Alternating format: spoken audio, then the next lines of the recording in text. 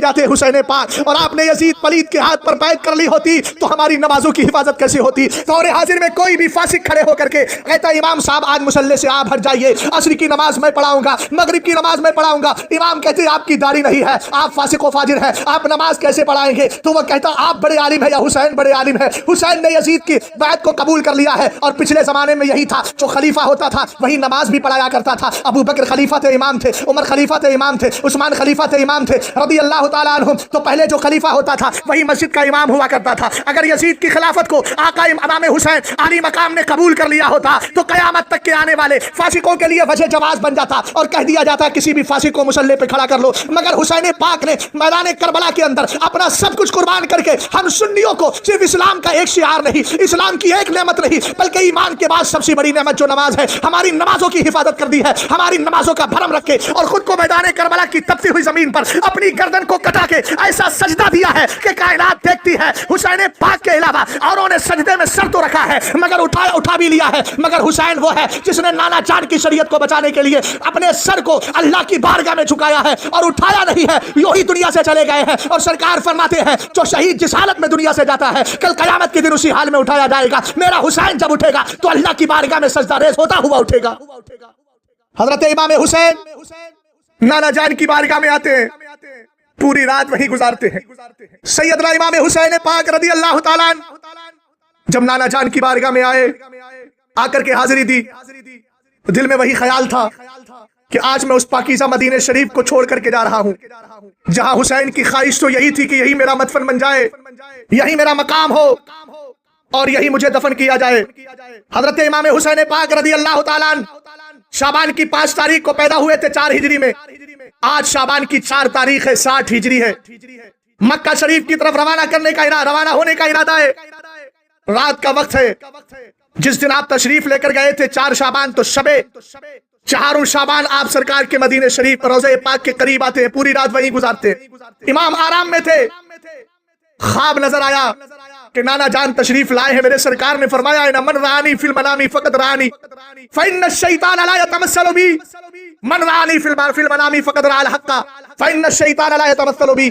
سرکار دو عالم فرماتے ہیں جس نے مجھے خواب میں دیکھا یقیناً اس نے مجھے ہی خواب میں دیکھا ہے، اس لیے کہ شیطان تمہارے نبی کی شکل میں نہیں آ سکتا۔ یہاں تو آقا حسین پاک رضی اللہ تعالیٰ عنہ ہیں جن کا گرنا میرے نبی کو گوارا نہیں تھا۔ ایک بار حضرت امام حسین پاک رضی اللہ تعالیٰ عنہ اور امام حسن پاک رضی اللہ تعالیٰ عنہ دونوں تشریف فرما تھے۔ حضرت ابو ہریرہ فرماتے ہم کسی سفر میں تھے، اچانک خیمے سے رونے کی آواز آئی، سرکار سیدنا امام حسین پاک رو رہے ہیں، امام حسن پاک رو رہے ہیں۔ سرکار دو عالم قریب آئے اور آپ نے فرمایا کون رو رہا ہے؟ حضرت فاطمہ الزہرا نے جواب دیا تو کہا بیٹی تمہیں معلوم ہے نا مجھے حسین کا رونا نہیں دیکھا جاتا، مجھے حسین و حسن کا رونا نہیں دیکھا جاتا ہے۔ آج حضرت امام حسین پاک رضی اللہ تعالیٰ عنہ نمناک آنکھوں کے ساتھ سرکار کی بارگاہ میں حاضر ہو گئے ہیں۔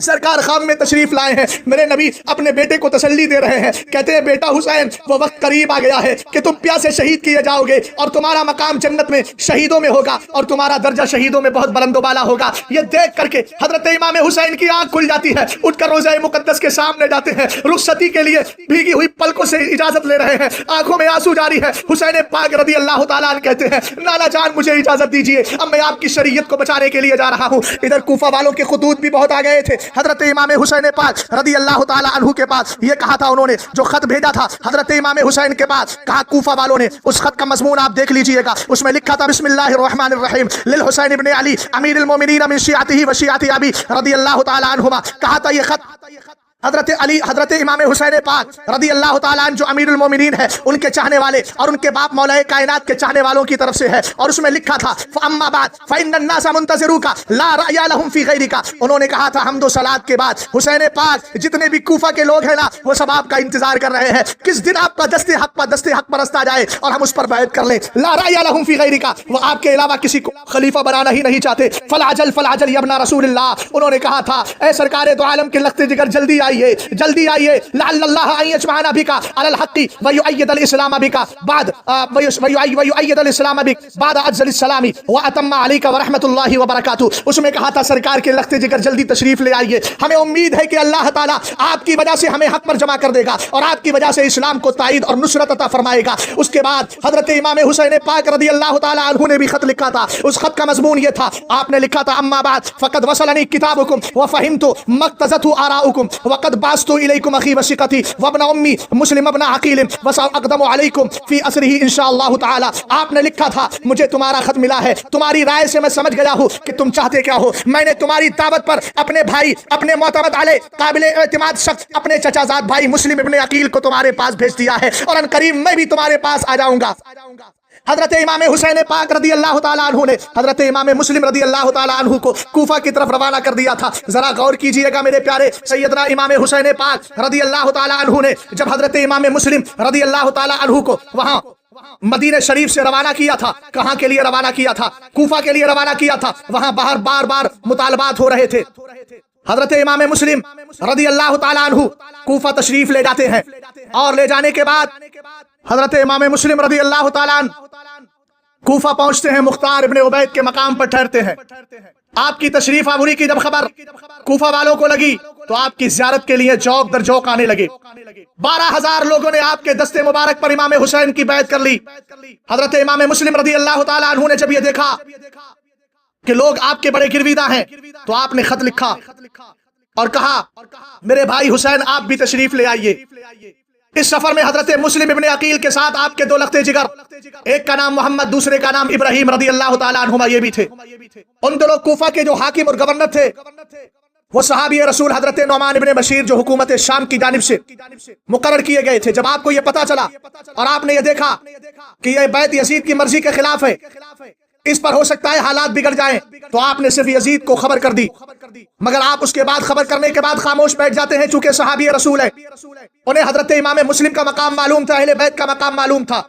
हजरत इमाम हुसैन, हजरत इमाम मुस्लिम रदी अल्लाह ताला अन्हु के ताल्लुक से खबर देने के बाद जब खामोश बैठ गए और आपने कुछ कार्रवाई नहीं की तो मुस्लिम यजीद हजरमी और उमारा इब्ने वलीद इब्ने उक़बा ने यजीद को इतला दी और यह भी कहा कि मोहम्मद मुस्लिम इब्ने अकील तशरीफ ला चुके हैं। अहले कूफा उनकी मोहब्बत में और उनकी अकीदत में दिन ब दिन जोश खरोश का मुजाहरा कर रहे हैं और यहाँ 12,000 लोगों ने उनके हाथ पर बैत कबूल कर ली है। वो इमाम हुसैन पाक रदी अल्लाह ताला अन्हु के मुरीद हो चुके हैं। नौमान इब्ने बशीर ने अभी तक कोई कार्रवाई नहीं की है। इस पर उसने हजरत नौमान इब्ने बशीर को माजूल कर दिया और उबैदुल्लाह इब्ने सियाद जो बहुत बड़ा मक्कार था, इब्ने सियाद और बहुत बड़ा मकरो फरेब करने वाला था, वो बसरा में वो हाकिम था, उसने वो अपने बसरा से रवाना होता है और अपनी फौज को कादसिया के मकाम पर छोड़ता है। खुद हिजाजियों का लिबास पहन करके वो कूफा में हालात का जायजा लेने के लिए आता है। रात के वक्त में ऊंट पर सवार होता है और उसी रास्ते से आ रहा था जिस रास्ते से हिजाजी काफिला आया करता था। हिजाजी लिबास पहना करता था, हिजाजी लिबास पहन करके आया था। चूंकि कूफा वाले हजरत इमाम हुसैन के इंतजार में थे, जब उन्होंने देखा कि कोई हिजाजी लिबास पहनकर हिजाजी रास्ते से आ रहा है, वो तब सब उसकी तरफ दौड़े और दौड़ने के बाद में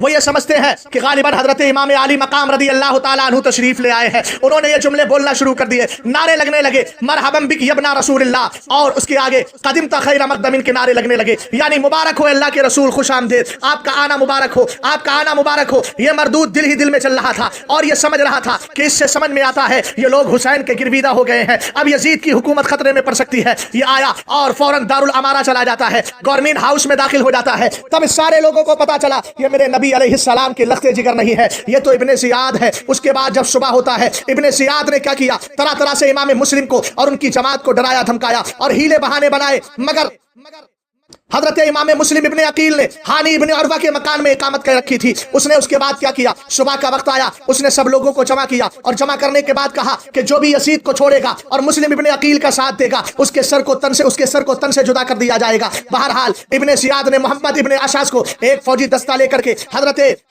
हानी इब्ने अरवा के घर पर भेजा और उसने कहा इनको गिरफ्तार कर लिया जाए। मगर उसमें क्या हुआ, हजरत इमाम मुस्लिम इब्ने अकील तो नहीं पकड़े गए, अलबत्ता उसने जितने बड़े बड़े रोसा थे और जितने बड़े अमाइद थे, जितने बड़े कायदीन थे, सबको गिरफ्तार कर लिया। जब हजरत इमाम मुस्लिम को यह खबर मिलती है तो आपने अपने मुतक़िदीन में निदा लगाई। तकरीबन रिवायत में आता है 40,000 की जमात उसके कसरे शाही के करीब आती है, चारों तरफ से इहाता कर लेती है। बस सूरत यह बनाई थी कि अगर इमाम मुस्लिम हमले की इजाजत दे दे तो सारा हमला कर दिया जाए, किला भी फतह हो जाएगा, इब्ने सियाद भी गिरफ्तार होगा, इमाम मुस्लिम के हाथों वो गिरफ्तार होता और वो कत्ल कर दिया जाएगा। और यही लश्कर, यही इस्लामी फौज जब यजीद के यहाँ पहुंचेगी तो हुकूमत शाम को भी तहस नहस करती नजर आएगी। मगर मेरे इमाम हजरत इमाम मुस्लिम इब्ने अकील बहुत दूर अंदेश थे। आपने सोचा अगर इस तरह किया जाएगा खुरेशी होगी, न जाने कितने मुसलमानों का खून बह जाएगा। आप सुलह की सूरत निकालते रहे, मगर उसके बाद हुआ क्या, सुलेह की सूरत निकाली, मगर उसी सुलेह की सूरत में इंतजार करते रहे, एहतियात का दामन थामे रहे। जब कोई जवाब नहीं मिला तो फिर इसने क्या किया, इसने बड़ी मक्कारी से इब्ने ज़ियाद ने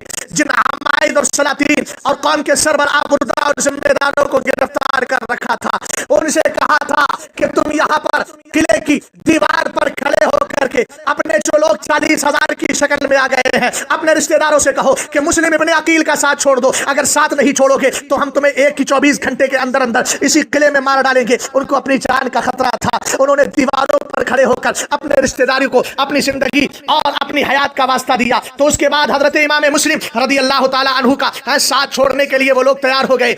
उन्होंने कहा कि अगर तुम हमें बचाना चाहते हो तो हमें भी बचाओ, और अगर तुमने मुस्लिम इब्ने अकील का साथ नहीं छोड़ा तो यजीद यहाँ बच्चे बच्चे को कत्ल कर डालेगा। कूफा की सरजमीन पर कोई बच्चा, कोई बूढ़ा, कोई जवान जिंदा नहीं मिलेगा। जब इतना सुना था, हजरत इमाम मुस्लिम रदी अल्लाह ताला अन्हु का साथ देना छोड़ दिया था। उन्हें अपने घरों की फिक्र थी, उन्हें अपने माल की फिक्र थी, औलादे रसूल की फिक्र नहीं थी। हजरत इमाम मुस्लिम रदी अल्लाह ताला अन्हु के साथ 40,000 का लश्कर तितर बितर होने लगा। रिवायत में यहाँ तक आता है, जब शाम का वक्त आया था, इमाम मुस्लिम मस्जिद कूफा में जिस वक्त नमाज पढ़ने के लिए आपने नमाज मगरिब का आगाज किया था, तो आपके साथ 500 आदमी थे, लेकिन जब नमाज से फारिग हुए थे तो आपके साथ एक भी न था, एक भी न था। अरे कैसा मामला है कूफा वालों, तुम किस बेरुखी का मुजाहरा कर रहे हो? बड़ी तमन्नाओं से बुलाया था, बड़ी आरजुओं से बुलाया था, बड़े एतमाद और भरोसे से बुलाया था, मगर यहाँ हजरत इमाम हुसैन पाक के चचाजाद भाई इमाम मुस्लिम इब्ने अकील और आपके 2 बच्चे हजरत मोहम्मद इब्राहिम तना रह गए हैं। आपके साथ कोई दूसरा नजर नहीं आता है। इमाम मुस्लिम रदी अल्लाह ताला अन्हु परेशान है, हैरत ज़दा है। कूफा जहां मेहमानों की मेहमान नवाजी की जाती है,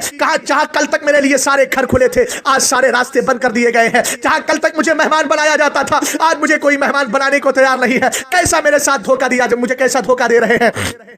हजरत इमाम मुस्लिम को यह भी गम लायक हुआ कि मैं अपने लख्ते जिगर को कहां लिटाऊं, इनका मस्कन कहां बनाऊं, ये छोटे छोटे बच्चे आराम कहां करेंगे। इसी हालत में हजरत इमाम मुस्लिम को प्यास लगती है। सामने एक घर नजर आया जहां पर एक औरत रहती थी जिसका नाम तवा था। हजरत इमाम मुस्लिम ने कहा मुझे पानी दे दो। हजरत इमाम मुस्लिम को पहचान कर उसने पानी दे दिया और उसने कहा सरकार मेरी सआदत है, आप मेरे घर में तशरीफ फरमा हो जाइए। मगर इसी तवा नामी औरत का एक बेटा मोहम्मद इब्ने अशास था जो यजीद का गुर्गा था। इसने फौरन इब्ने ज़ियाद को खबर कर दी। इब्ने ज़ियाद ने उमर इब्ने हुरैस जो कूफे का कोतवाल था और मोहम्मद इब्ने अशास को भेजा और कहा जाओ जमात लेकर के जाओ। तवा उसकी माँ का जो घर था उसका इहाता कर लिया गया है। हजरत इमाम मुस्लिम को गिरफ्तार कर लिया, मगर मेरे नबी का लख्ते जिगर हजरत मुस्लिम इब्ने अकील ने अभी हार नहीं मारी है, महीना नहीं मानी है। इसी बेसरो सामानी के आलम में लड़ते चले जा रहे हैं। जालिमों से मुकाबला शुरू हो जाता है। जमात पर ऐसे टूटे थे जैसे शेरे बबर किसी जो है भेड़ और बकरियों के रेवट पर टूट जाया करता है। आपके सामने जो आता था, आप शेराना हमलों के साथ में शेर बड़ी हिम्मत के साथ आगे बढ़ते थे, हमलों से उसको तहस नहस कर देते थे। हजरत इमाम मुस्लिम रदी अल्लाह ताला अन्हु को की जवां मर्दी को देखा, आपके हौसले को देखा तो उन यजीदियों ने कहा था, इब्ने ज़ियाद के लश्कर ने कहा था, उमर इब्ने हुरैस और मोहम्मद इब्ने अशास के लश्कर ने कहा था कि अब ऐसे मुस्लिम इब्ने अकील को काबू में नहीं लिया जा सकता, लिहाजा ऐसा करो सुलह का ऐलान कर दो। हजरत इमाम मुस्लिम से कहते हैं हम आपसे लड़ना नहीं चाहते। इमाम मुस्लिम इब्ने अकील ने कहा मैं भी तो पहले से कह रहा था तुम्हें कि तुम लड़ो मत, मैं भी मुसालहत चाहता हूँ, तुम भी मुसालहत चाहते हो। उन्होंने कहा हाँ सुलह हम नहीं करेंगे, इब्ने ज़ियाद के दरबार में चलिए, वहाँ बैठ कर इब्ने ज़ियाद से बात कर लीजिएगा। हजरत इमाम मुस्लिम बिल्कुल सादा ज़हन थे, खाली ज़हन थे। आपको इनकी धोखे के बारे में, इनके मकरो फरेब के बारे में पता नहीं था। आप दोनों बच्चों को लेकर उबैदुल्लाह इब्ने ज़ियाद के यहाँ चले जाते हैं, मगर इन बदबख्तों ने पहले ही एक प्लान बनाया था कि जैसे ही वो महल के दरवाजे में दाखिल हो, महल के दोनों जानिब तलवार पकड़े 2 शख्सों को खड़ा कर दिया था और कहा था जैसे ही मुस्लिम इब्ने अकील दरवाजे पर दाखिल हो उन पर एक हमला कर देना। इसलिए कि इन बुज़दिलों को मालूम था कि हुसैन के चचाजाद भाई अली के शेर मुस्तफा करीम के लख्ते जिगर से हमें लड़ने की ताकत नहीं। हजरत इमाम मुस्लिम रदी अल्लाह ताला अन्हु जैसे ही अंदर दाखिल होते आप कुरान की आयत पढ़ रहे थे, रब्बना इफ्तह बैनना व बैन कौमिना बिल हक, ए अल्लाह हमारे और हमारी कौम के दरमियान हक के साथ फतेह अता फरमा। हजरत इमाम मुस्लिम रदी अल्लाह ताला अन्हु जैसे ही दरवाजे में दाखिल हुए, इन बदबख्तों ने हजरत इमाम हुसैन पर हमला, हजरत इमाम मुस्लिम इब्ने अकील पर हमला कर दिया। हुसैन के काबिल एतिमाद साथ हजरत अकील के लगते जिगर, मेरे नबी के नवासे, रिश्ते के एतबार से नवासे, हजरत मुस्लिम इब्ने अकील रदी अल्लाह ताला अन्हु पर बड़ी बेरहमी के साथ हमला किया और आपको शहीद कर दिया। इन्ना लिल्लाहि व इन्ना इलैहि राजिऊन। आपके 2 साहबजादे حضرت مسلم کے دو بیٹے حضرت محمد اور حضرت ابراہیم رضی اللہ تعالیٰ عنہما اپنے باپ کے کٹے ہوئے سر مبارک کو دیکھ کر سسکیاں لے کر کے روتے ہیں.